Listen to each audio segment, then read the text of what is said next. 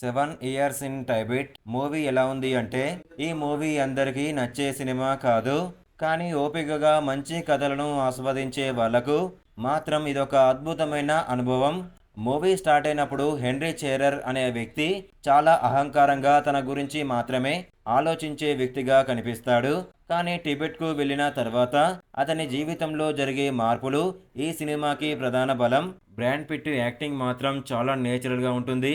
ముఖ్యంగా అతని character journey చాలా బాగా చూపించారు. మొదట్లో కనిపించే వ్యక్తికి చివర్లో కనిపించే వ్యక్తికి చాలా తేడా ఉంటుంది. ఆ మార్పును ప్రేక్షకుడు కూడా ఫీల్ అవుతాడు. ఈ సినిమాలో నాకు బాగా నచ్చింది టిబెట్ని చూపించిన విధానం. ప్రతి సీన్ చాలా అందంగా ఉంటుంది. మంచుతో కప్పబడిన పర్వతాలు, ప్రశాంతమైన వాతావరణం, అక్కడి సంస్కృతి అన్నీ చాలా రియలిస్టిక్గా అనిపిస్తాయి. ఇక డైలై లామా మరియు హ్యాండ్రిచ్ మధ్య వచ్చే సన్నివేశాలు సినిమాకి హార్ట్ లాంటివి. వారి మధ్య జరిగే సంభాషణలు చాలా సింపుల్గా ఉన్నా జీవితానికి సంబంధించిన మంచి విషయాలు చెబుతాయి.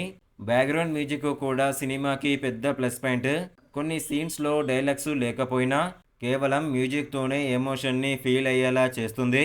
అయితే ఈ మూవీకి మైనస్ కూడా ఉంది. సినిమా చాలా స్లోగా సాగుతుంది. ఫస్ట్ ఫేస్ థ్రిల్లర్స్ లేదా యాక్షన్ మూవీస్ ఇష్టపడే వాళ్లకు కొంత బోర్ అనిపించవచ్చు. కానీ ఈ మూవీ ఉద్దేశం ఎంటర్టైన్ చేయడం కంటే ఒక వ్యక్తి జీవితంలో వచ్చిన మార్పును చూపించడం. ఆ విషయంలో మాత్రం సినిమా పూర్తిగా సక్సెస్ అయింది.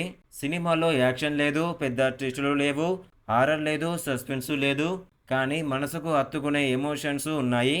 మూవీ పూర్తయ్యాక మనం కూడా కొంచెం ప్రశాంతంగా మారిన ఫీలింగ్ వస్తుంది. నా దృష్టిలో సెవెన్ ఇయర్స్ ఇన్ ద టైబెట్ ఒక అండర్ రేటెడ్ హాలీవుడ్ క్లాసిక్.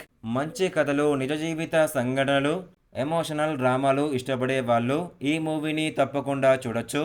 నా రేటింగ్ వచ్చేసి 5కి 4.5. చూడకపోతే ఒక మంచి క్లాసిక్ మూవీని మిస్ అయినట్టే. రివ్యూ చూసి వెళ్ళిపోకుండా ప్లీజ్ ఒక లైక్ చేసి సబ్స్క్రైబ్ చేసుకోండి. Thank you.